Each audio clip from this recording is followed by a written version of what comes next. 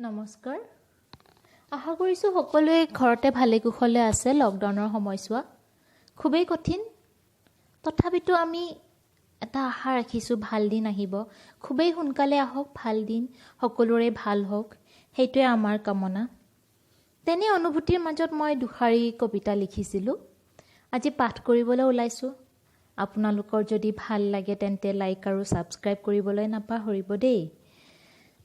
কবিতাটিৰ শিৰোনাম নিশাৰ জন্তু।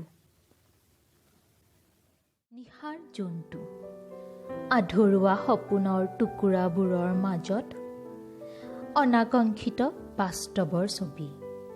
জোনৰ বুকুত ক'লা দাগ, কিয়নো কঢ়িয়াই ফুৰিছে ভগা টুকুৰাবোৰ।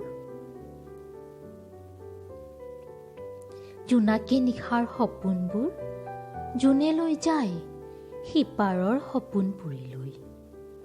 জোনাকী নিশা মায়াবী সপোন যেন কাইলৈ হ'ব বাস্তৱ।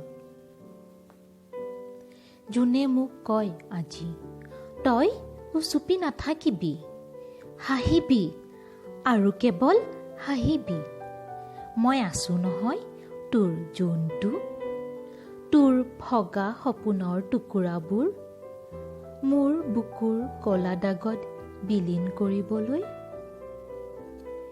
নিশাৰ আন্ধাৰত অপেক্ষা জোনৰ পোহৰৰ। ধন্যবাদ।